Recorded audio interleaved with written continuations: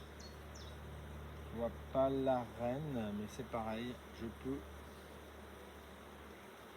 ne pas la voir.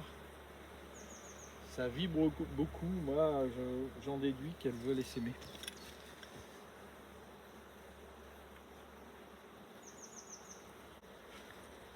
Alors là, me voilà avec 2 cadres. C'est pas énorme. 2 cadres. 2, 3, 4, 5, 6, 7. Là, je suis à 8 cadres de couvain dans la ruche.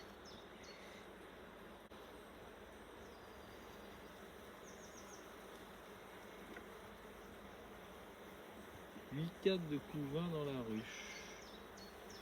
Là, je pense que je vais secouer un peu l'abeille.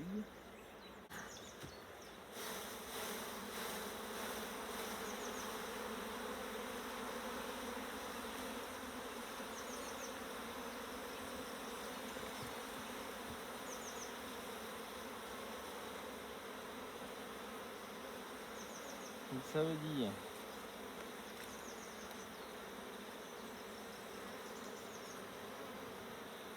que là, potentiellement, 1, 2, 3, 4, 5, 6. Donc, il y avait 8 cadres, j'en retire 2.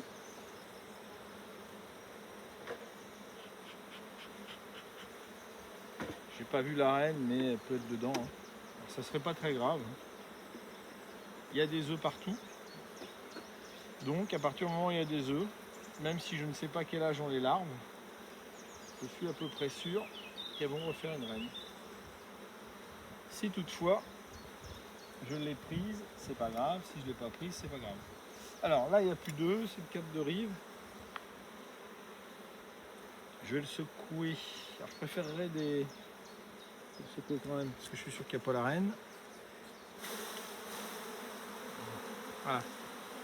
Je remplis un peu quand même ma ruchette. Je remets mon cadre de rive là. Je vais resserrer mon couvain sans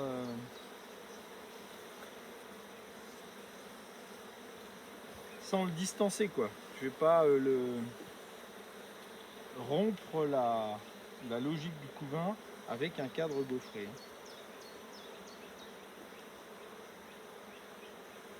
Voilà. Tout ça, c'est du couvain.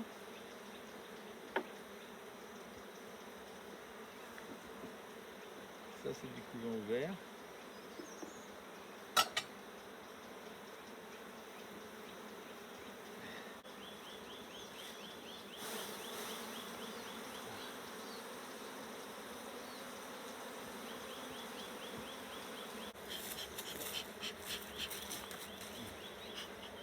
Et à la place, je vais mettre 2 gaufrés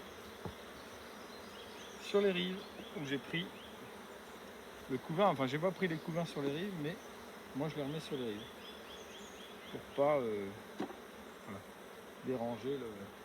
Donc là, j'ai pris que 2 couvains. Il en reste donc, j'ai dit 1, 2, 3, 4, 5, 6.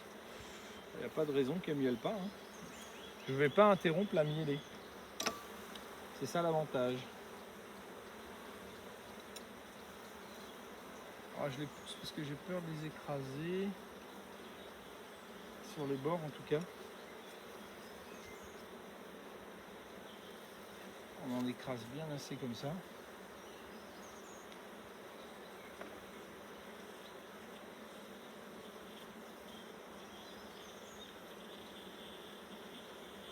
Voilà.